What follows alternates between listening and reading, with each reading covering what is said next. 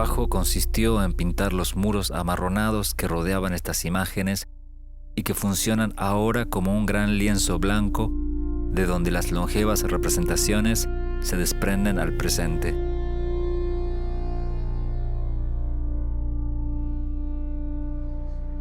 Fue durante una pausa en esta tarea cuando di por azar con una entrevista a David Galante, sobreviviente del Holocausto, oriundo de la isla de Rodas, radicado en Buenos Aires.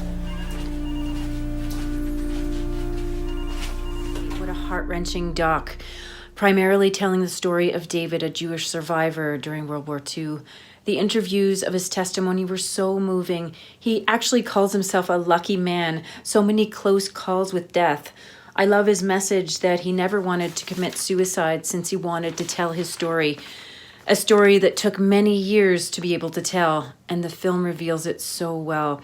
About the horrifying train rides, losing family and friends, being beaten and abused by the Nazis only to be rescued by people and circumstance and timing.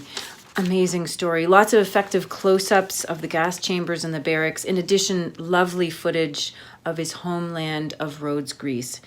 David also lived a life seeing the good times too, which was so inspiring, so awesome. The overall message of the film was so clearly shown. Never forget. Great film. I enjoyed the footage that was included in The Flame of Memory. I loved how we got angles of the water hitting the shore, of the flame of memory, which came in throughout the documentary. There's one scene with the oranges on an intricate pattern on the ground, and I just love that we got to see that part of Greece in such detail. And then even throughout the rest of the documentary, I loved the sequence when we're getting the train ride story and we see the train ride but in a modern day setting with the windmills, and just really drives home how much has gone on in the world since the 1940s, which is still someone's lifetime. And I thought it was very poetically done, and an original way to cover a Holocaust survivor story. We get gorgeous visuals throughout the entirety of the film, and I just felt like it was very engaging, and it was just like a great way to really pull the audience in.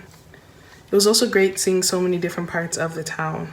We get a great sense of how beautiful this place is and just like how it looks, and it really like makes us feel like we're there. The voiceover also worked really well to the story. It was just a great use, and it kept us informed and just like really kept us engaged. And we just like learned so much through the voiceovers, and I think that worked really well. It was also great getting to meet so many different people and learning about their story and who they are. It was just very interesting, and for that I really enjoyed this film. A story that's both heartbreaking and also uplifting. It was so sad to see that David finally lost his battle to COVID last year, and it was just so good to see how he lived his life up to the 96th birthday and overcoming all those obstacles that life put on his way. Moving scenes, lovely storytelling.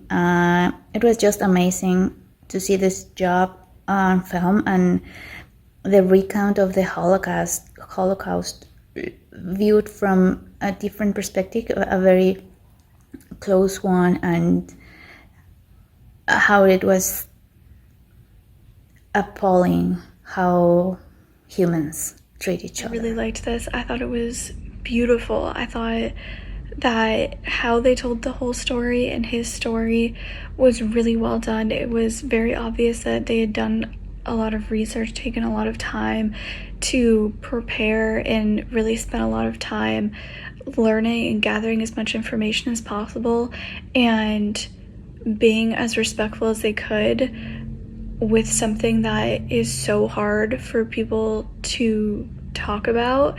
I think even his wife said that it took him like 50 years before he started talking about it. So when you have a subject or subject matter that is that personal to people and that hard, I think approaching it as respectfully and as, gently as possible is the only way that you're going to really get the full story. And it's very clear that they did that.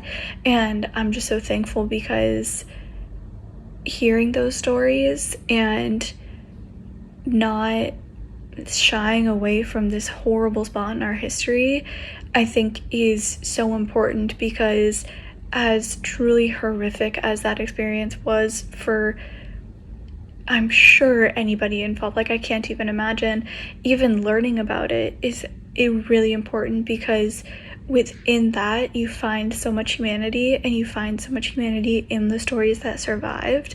And I think that this was a beautiful tribute to keeping those things alive. It's like he was saying with the Frenchman that saved him, and how that would live on as long as he was alive, and now these stories can live on. And I think that that's the whole point of being able to tell these stories and being able to just spread the word and continue to make sure that all of those moments and all of those beautiful examples of humanity are preserved and are talked about and are recognized. There are certainly a lot of gruesome details and horrific aspects that David Galante can recollect regarding his trip to Auschwitz and the concentration camp and the whole memory, the flame of memory that he carries with him like a torch.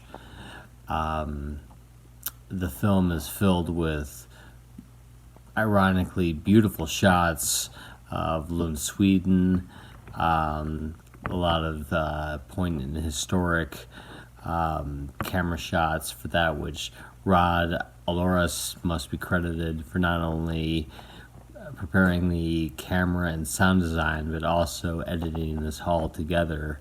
It is a very effective piece of work. You could say it's a character study of David Galante, but it's more of a history lesson in the extermination and genocide that had occurred not even that long ago, and how his lasting impression is to remember this history and carry, and it's called he calls it the flame of memory, because like a flame it hurts, but it is important to carry with it so that we do not forget it, so that we do not let it ever happen again. David Galante's journey and ultimate survival of the concentration camp, of really the concentration camp of Auschwitz, which is, when we think of